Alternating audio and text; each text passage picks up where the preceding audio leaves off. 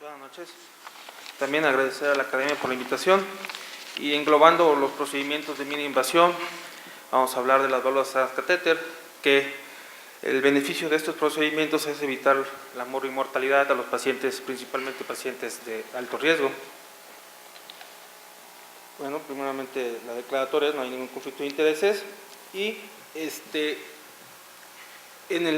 principios del siglo los pacientes con enfermedad valvular recibían un tratamiento establecido de acuerdo a las guías. De estos, un 31.8% de los pacientes, a pesar de estar sintomáticos y de tener deterioro de la clase funcional 3-4, no se operaban. En esta serie de estudios vemos como más del 30% de los pacientes sintomáticos no son llevados desde 1999 hasta el 2006. En algunos llegaba hasta 45-60% de que no se operan. Tampoco recibían ninguna terapéutica invasiva, a pesar de estar sintomáticos, y la mortalidad de ellos era demasiado alta, de hasta 30-50%. Es por esto que se inició o se establecieron las válvulas transcatéter, esto con el fin de tratar a aquel tipo de paciente de alto riesgo o pacientes que no eran candidatos a cirugía o que tenían una alta morbilidad postoperatoria. Y también aunado al crecimiento de este tipo de población, que eran secundarios al rechazo del paciente, a ser pacientes de alto riesgo, pacientes no referidos a un hospital de tercer nivel y pacientes con tolerancia a los síntomas y falta de experiencia en este tipo de procedimientos. Como vemos en este diagrama de flujo, vemos que la mayoría de los pacientes son pasados a cirugía cuando tienen un diagnóstico de una estenosis aórtica sintomática. Muy pocos pasan a lo que es el implante de la válvula percutánea y muy pocos pasan a un tratamiento médico. Como vemos en esta imagen, la primer implante de la válvula percutánea por parte de la compañía Edwards, que es la válvula Crivier, que recibió el nombre del mismo médico que la implantó, fue en el año 2002. A su vez, en el año 2004 se implantó la primera válvula de la marca Corval, que pertenece a la compañía de Medtronic, que esta se implantó en el 2004 por el doctor Jean-Claude Labors. La diferencia de estas válvulas, la primera que les presenté, es una válvula balón expansible y esta otra válvula es una válvula autoexpandible, que son las principales válvulas que están en el mercado y que son las que en el país contamos.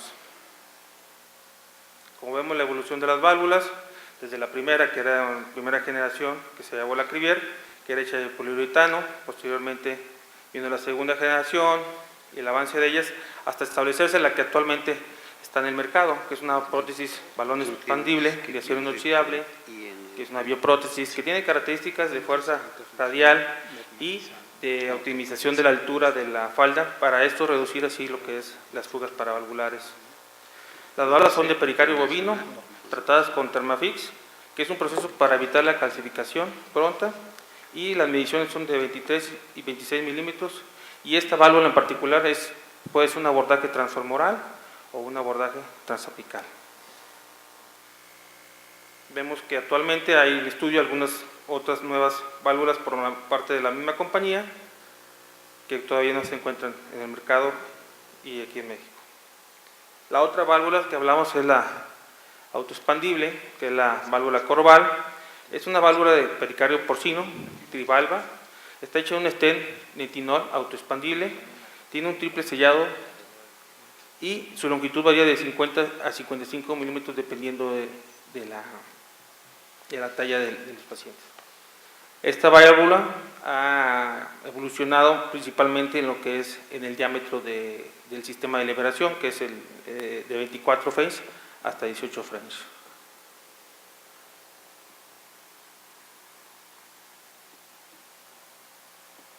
Vamos a ver un video solamente de una implantación transfemoral. Este es el video de fluoroscopía. Vemos que está posicionada en lo que es en el anillo, se libera con un balón. Posteriormente veremos una animación para ver todo el proceso del implante.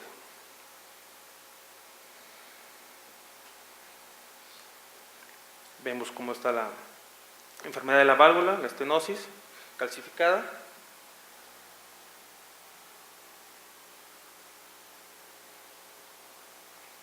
y posteriormente el avance del sistema, en este caso la guía, pasar el plano transvalvular hacia el ventrículo izquierdo, y por la misma guía se avanza lo que es en sí la válvula montada en un balón, se expande y se coloca. En sí ese es el procedimiento de las válvulas transcatéter. Ya desde el inicio de la colocación de estas válvulas hasta la actualidad ha habido más de 100,000 casos colocados en todo el mundo, en diferentes centros.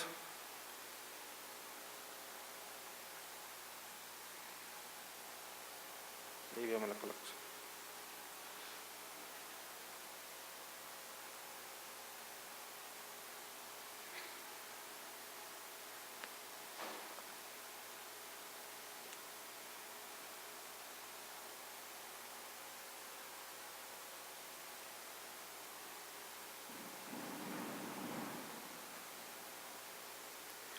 Ya la vemos la válvula colocada y funcional.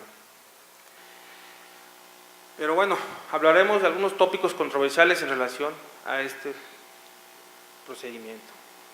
¿Por qué? Porque ya actualmente está el uso en pacientes, se está iniciando a usar en pacientes de bajo riesgo con estenosis aórtica. Hay muchas diferencias y comparaciones entre los dispositivos. También hay mucho hincapié en lo que es la insuficiencia y la fuga paravalvular residual posterior al implante y, por supuesto, los accidentes cerebrovasculares que son de suma importancia en este procedimiento. Luego tenemos que las guías europeas, las americanas, así como la FDA, indican que la TAVI que es una alternativa de elección en aquellos pacientes inoperables de riesgo extremo o de riesgo alto. Vemos que la indicación de las guías está principalmente avalada por lo que es la colaboración del Heart Team. Pacientes deben tener una sobrevida mayor de 12 meses para ser candidatos a TAVI y tiene que ser una alternativa a la cirugía para pacientes que tienen un alto riesgo quirúrgico. Vemos las guías. Bueno, por lo tanto, existe una tendencia innegable en la práctica clínica y ensayos clínicos para tratar a pacientes de riesgo menor. Y como vemos en esta serie de estudios, donde actualmente se está evaluando y se está comparando el implante de las válvulas transcatéter en cirugía convencional, viendo los beneficios y en el pacientes de riesgo menor, como lo marca aquí el estudio. En este reporte del JAMA de 2013 reportó un registro del TBT de 7,710 pacientes enrolados en 224 centros con resultados a 30 días en casos reportados de 3,133 casos, donde se estableció que el score medio para estos pacientes que eran inoperables y algo riesgo fue de 7%, por lo cual vemos en esta gráfica en el riesgo inoperable o riesgo extremo cómo ha disminuido el score STS, que bajó de 11.2 a 7%, al igual en el riesgo alto bajó de 11.8% hasta 5%. Por lo tanto, ha ganado un gran uso clínico en la actualidad la TAVI, ya incluyendo los pacientes de riesgo medio, riesgo alto y riesgo extremo o inoperables, comparado con la cirugía, que son los de riesgo bajo.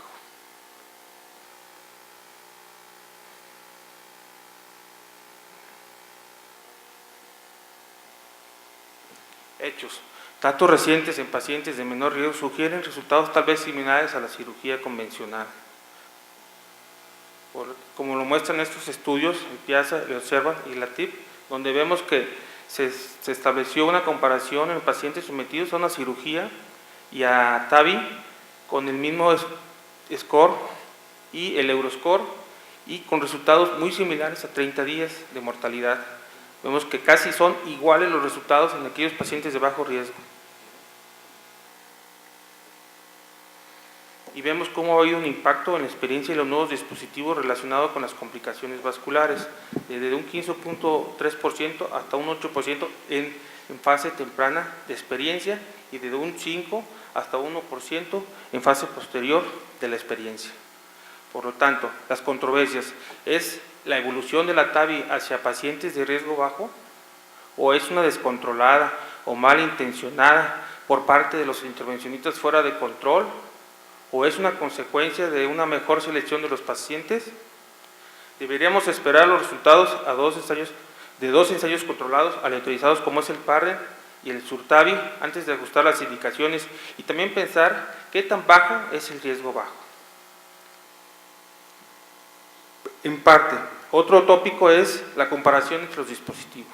Existe un debate reciente al comparar las virtudes relativas de la válvula expandible, como es la Sapiens, contra la válvula autoexpandible, la Corval, que son las válvulas principales que se colocan en el mercado. Hechos y controversias. Más de 100,000 pacientes han sido tratados hasta lo largo de 2014 en más de 750 centros de intervencionistas en el mundo. De estos se ha utilizado en mayor parte, hasta un más 95%, este tipo de válvula, que es la Sapiens y la Corval, que tienen características muy distintas. Entonces, por lo tanto, hay una guerra entre las TAVI que se considera entre la Sapiens y la Corval para el uso de tales. Y los hechos, a falta de ensayos electrolizados adecuados, problemáticos por varias razones, no hay diferencias obvias en los principales puntos clínicos como es muerte y accidente cerebrovascular. El debate a menudo genera una pelea a gritos de reclamo de ventajas de tecnología, las preferencias del usuario y criterios de evaluación secundarios como son los problemas de conducción. ¿Y qué es lo importante de esto? Diferenciar los estudios clínicos, la mortalidad, accidentes cerebrovasculares, complicaciones hemorrágicas y vasculares, que son los principales o son las complicaciones mayores de este procedimiento. Diferencian los puntos clínicos secundarios, como son los trastornos de conducción, que esto conlleva a la colocación de un marcapasos. Y preferencias basadas en situaciones específicas, diferencias de dispositivos técnicos y las cuestiones del operador y la facilidad de su uso. En este estudio, el estudio Choice, donde se comparó lo que es las válvulas balón expandible y las autoexpandibles, que es la Corval y la Sapiens, en pacientes de alto riesgo inoperables, evaluados por el Heart Team, fueron 5 centros de Alemania, donde 121 pacientes se les realizó con Sapiens, 120 pacientes con Corval, enrolados entre el 2012 y diciembre de 2013, llegando que la que tuvo mayores problemas en el dispositivo fue la Corval, de hasta más de 20%, comparado con la Sapiens de un menor de 5%.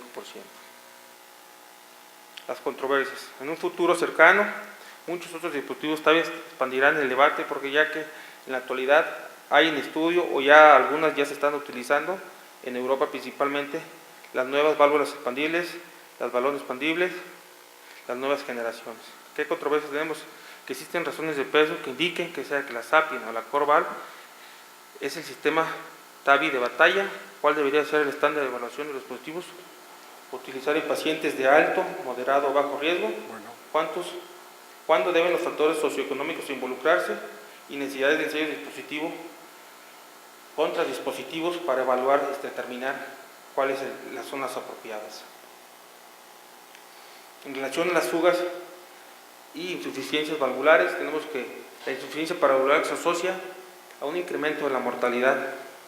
Como vemos en este estudio, donde se evalúa la insuficiencia y las fugas, vemos que de estas 12,000 pacientes hubo una insuficiencia de 11.7%, fugas paravalvulares se manifestó principalmente en la Corval de hasta 16% comparada con la Sapiens, y que se asocia a un aumento de la mortalidad a 30 y 1 año, y los factores predisponentes fueron la profundidad del implante, tamaño de la válvula, la puntuación del calcio de agasto. Y vemos cómo hay una diferencia significativa entre los pacientes que no presentan insuficiencia posterior al implante comparados con los que presentan insuficiencia de hasta 60% de mortalidad a 3 años. Las causas de la insuficiencia son multifactoriales.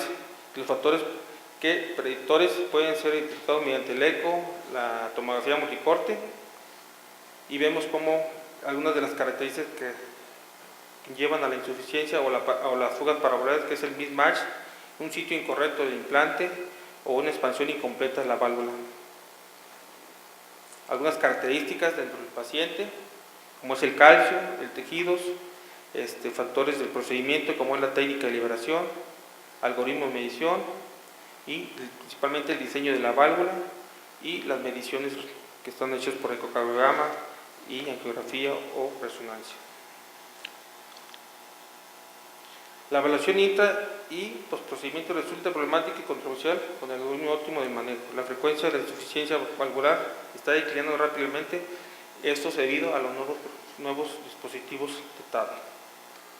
Las controversias relacionadas con las insuficiencias, está menos preocupada la comunidad clínica que la académica con respecto a la insuficiencia. Los algoritmos de medición pueden ser confusos, específicos de cada válvula y continúan evolucionando.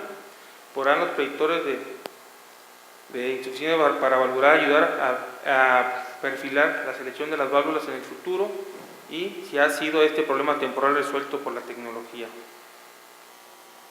En relación a accidentes cerebrovasculares, sabemos que los accidentes cerebrovasculares son la complicación más temida para este procedimiento y aquí vemos, en esta publicación vemos a qué precio se van a colocar las válvulas percutáneas. En este estudio, donde se fueron 196 pacientes sometidos a cirugía en 2 centros, se enrolaron en 4 años en el estudio de Novo, hubo una evaluación neurológica pre y postoperatoria valorada por resonancia magnética, donde se encontró que el EVC clínico se prestó en 17%, los ataques isquémicos transitorios en 2%, con una mortalidad intrahospitalaria del 5%. El EVC moderado a severo se presentó un 4% asociado a un incremento en la mortalidad intrahospitalaria, una P de 0.005. Por lo tanto, los pacientes libres de EVC fueron 109 pacientes, infartos silentes por resonancia magnética que se identificaron fueron 59%, sin aceptar la mortalidad y la duración de la estancia intrahospitalaria. A diferencia de lo que presenta la TAVI relacionada con la resonancia magnética, vemos que los porcentajes son altos en la mayoría de los grupos, de 68%, 72%, 68%, 84% de los infartos silentes o no manifestados, que solo se identificaron por la neuroimagen. Vemos que han implementado nuevos dispositivos para evitar esto, y en vemos este artículo, me pareció importante ya que vemos cómo se hace un estudio histopatológico de los detritos encontrados en el dispositivo. Se encontraron de 40 pacientes, se encontró detritos en 9 pacientes, de estos de una dimensión de 1.5 a 4 milímetros, y vemos que la prevalencia fue mayor en los casos de hasta un 75% de la presentación de detritos posterior al implante de la válvula, donde se encontró que había diferentes detritos, composición de los detritos. En un 70% se lograron los detritos que presentían solamente trombo, algunos tenían trombos con algún material, y en un 17% se presentó el calcio y en un 13% se presentaron otro material no identificado. Por lo tanto, sí hay riesgo de accidentes cerebrovasculares, pero la mayoría de los se presentan en silentes y no identificados. Las controversias. ¿Son los accidentes cerebrovasculares un dilema que lidiar después de la TAVI o es un problema estabilizado y ya que se aceptó por la comunidad de los médicos? ¿Son relevantes los accidentes cerebrovasculares silentes o los EVC leves detectados por una resonancia magnética? Y si existe beneficio en caso de ser así, deben considerarse de manera rutinaria o selectiva los dispositivos de protección embólica, y contamos con una mejor batería de pruebas diagnósticas para evaluación de los ensayos clínicos. El futuro de la TAVI. Esta paciente publicaron que se dio de alta el mismo día que se le implantó la válvula y ya está esperando el autobús o el camión de transporte en la parada. Sí. Solamente quiero agregar rápidamente los 5 casos que nosotros realizamos en el grupo del hospital, colaborado con el doctor Lozano y el doctor Ferreira, pacientes con muchas similitudes en sus antecedentes. Masculino, este es un masculino de 86 años, diabético, hipertenso, dislipidémico con EPOC, Euroscore fue de 15 puntos, y vemos cómo se le implantó. Este se egresó a las 48 horas con un gradiente de 9 milímetros de mercurio. Es el segundo paciente, también muy similar, de 79 años, masculino, por vía transfemoral. Este se egresó a las 72 horas con un gradiente de 5 minutos sin complicaciones. Este es el tercer paciente, también muy similar, pero es femenina, 77 años, y aquí se le hizo un abordaje, como pueden ver, de mínima invasión y se realizó transapical. Vemos cómo vía transapical se egresó al quinto día sin complicaciones. Cuarto paciente, también con las mismas similitudes. Nomás para terminar esto rápido, ese es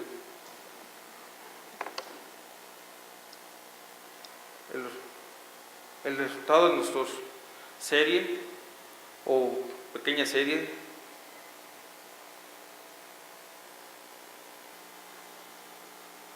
Tenemos que de 5 pacientes, 3 fueron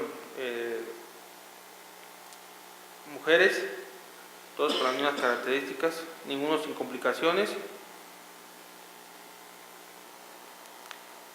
Y bueno, pues es una realidad, se requiere un equipo multidisciplinario y evaluar y seleccionar adecuadamente al paciente. Y esto, una disminución de la mortalidad temprana con mejoría de la clase funcional y estancia hospitalaria menor. Gracias. Muy bien, muchas gracias.